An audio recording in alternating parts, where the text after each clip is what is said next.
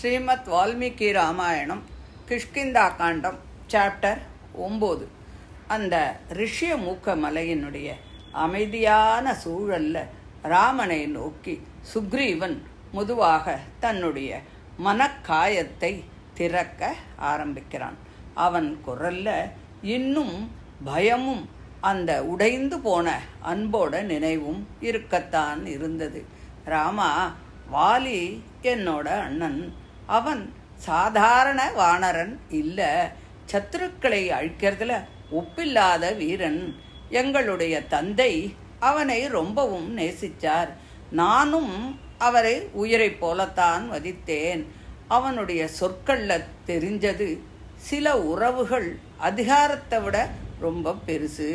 சுக்ரீவனுக்கு வாலி ஒரு அரசன் மட்டும் இல்லை, அவன்தான் தன்னம்பிக்கை, பாதுகாப்பு, பெருமை ஆகிய அனைத்துமாக இருந்தான். தந்தை மறைந்த பிறகு மந்திரிகள் எல்லோரும் மூத்தவன் வாலிதான், அதனால ராஜ்யத்தை அவனுக்குத்தான் தரணும் அப்படின்னு சொல்லி முடிவு பண்ணினா. வாலி கிஷ்கிந்தையனுடைய அரசனாக ஆனான். அவன் ஆட்சியில ராஜ்யம் நல்ல வலுவாகத்தான் இருந்தது.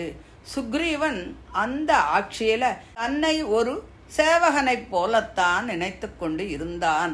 அன்பு மிகுந்த இடங்களில் நான் என்ற உணர்வு தானாகவே குறைந்துதானே போகிறது. அவன் அண்ணனின் கட்டளையை தர்மமாகவே நினைச்சான்.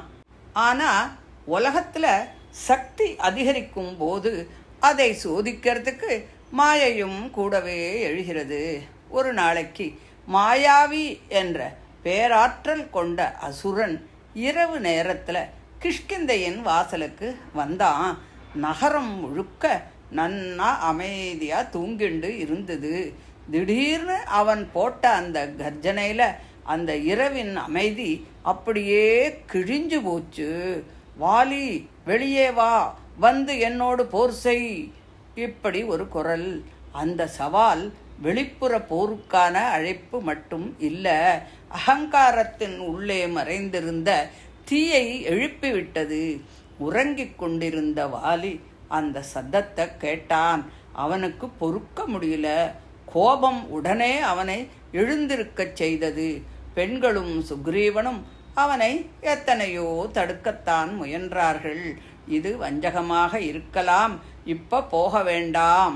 ஆனால் கோபம் வந்துட்டா யார் சொன்னாலும் அது காதுக்கு ஏறாதே, நான் எப்படியும் வென்று விடுவேன் என்ற எண்ணம் மனிதனை ஆபத்தினுடைய வாயிலுக்குத்தான் அழைத்து போகிறது.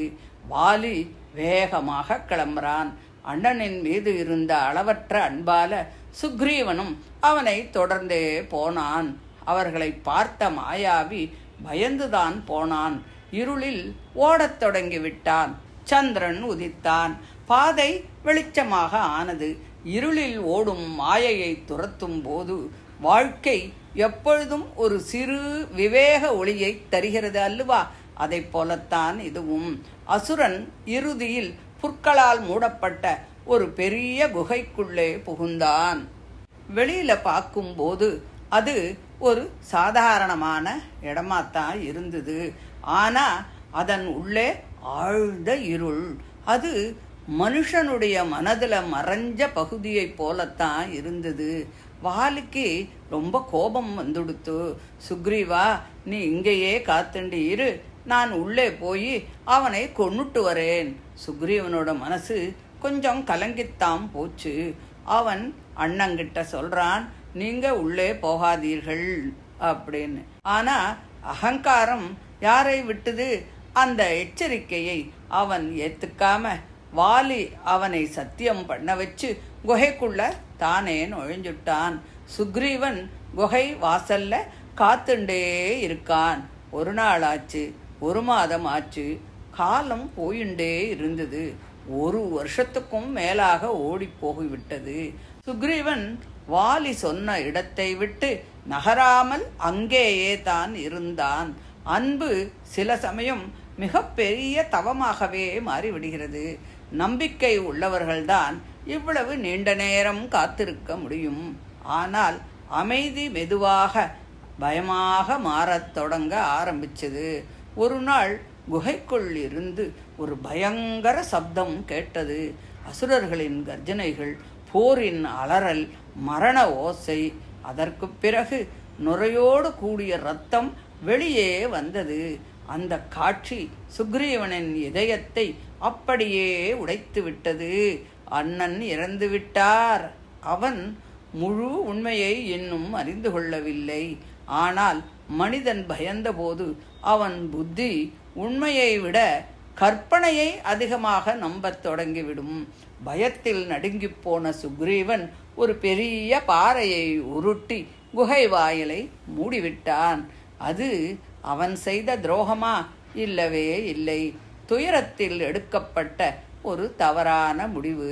முழு உண்மையை அறியாமல் எடுக்கப்பட்ட முடிவுகளால் வாழ்க்கையில் பல பெரிய பிரிவுகள் இப்படித்தான் ஆரம்பமாகிறது. சுக்ரீவன் துயரத்தோடு நீர்க்கடனை செய்து கிஷ்கிந்தாவுக்கு திரும்பினான். உண்மையை மறைக்க முயன்றாலும் மந்திரிகள் எல்லோரும் எல்லாவற்றையும் அறிந்து கொண்டார்கள்.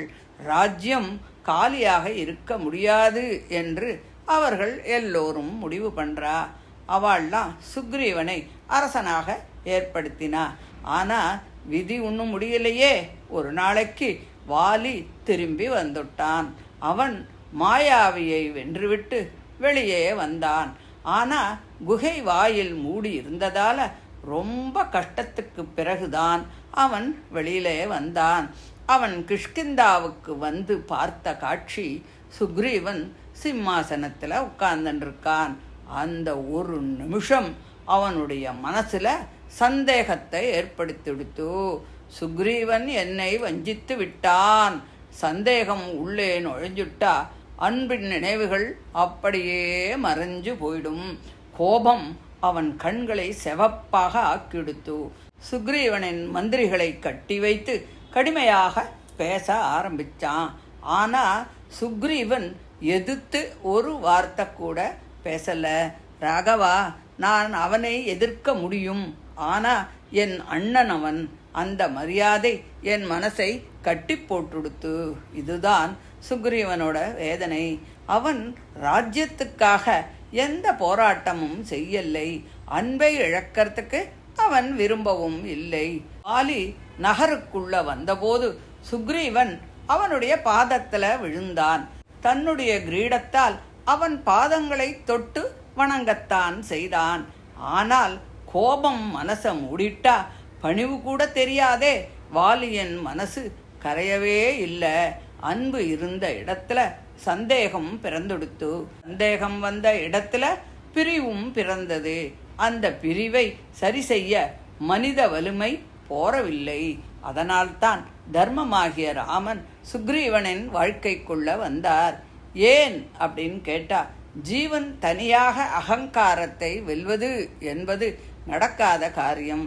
தர்மத்தின் அருள் சேர்ந்தால்தான் இருள் விலகி போகும் அப்படின்னு சொல்லி இந்த 9வது அத்தியாயத்தை முடிக்கிறார். இதை தொடர்ந்து 10வது அத்தியாயத்தை அடுத்த ஆடியோவில் பார்க்கலாம். தேங்க்யூ.